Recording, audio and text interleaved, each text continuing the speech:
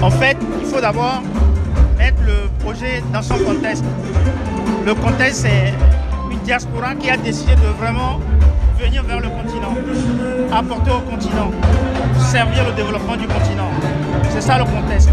Et ce genre d'initiative, ça permet de mettre en valeur les gens qui sont les artisans de cette action de la diaspora sur le continent. Tous ceux qui, dans la diaspora, ont des projets, des réalisations qui concrètement participent du développement du continent dans tous les domaines, dans le domaine scientifique, dans le domaine de la recherche, dans le domaine de l'agriculture, du digital. Tous les domaines sont couverts parce que les membres de la diaspora dans le monde sont présents partout et actifs partout. En fait, l'immigration vient d'abord du fait que les gens n'ont pas de solution locale.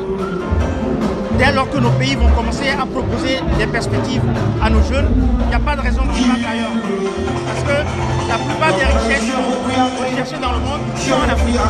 Que ce soit les richesses naturelles, les richesses minières, les richesses agricoles, les richesses humaines sont en Afrique. Donc c'est paradoxal que malgré toutes ces richesses-là, nos jeunes aillent ailleurs. Donc c'est d'abord un travail de sensibilisation, de réappropriation de leur histoire. Il faut qu'on fasse et la diaspora participe à ce travail qui consiste à dire l'avenir du continent, c'est ici. L'avenir des Africains, c'est ici. L'avenir du monde, c'est en Afrique. Ce n'est pas les diplômes qui font les compétences. Ce qui permet à l'Afrique de bénéficier de la dividende démographique, c'est le fait de passer du capital humain au capital compétences. De passer du potentiel lié aux ressources humaines à la puissance liée aux compétences. C'est ça le principal enjeu. Et la diaspora participe à cet enjeu-là, puisqu'on fait beaucoup de transferts de compétences, on fait beaucoup de transferts d'expertise.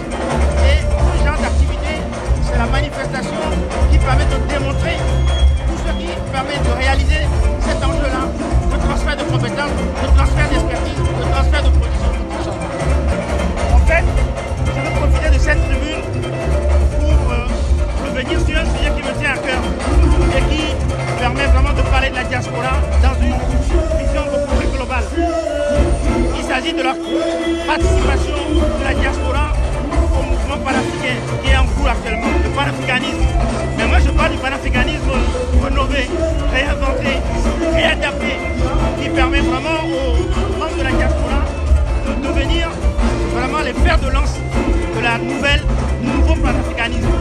Mais un panafricanisme d'initiative, un panafricanisme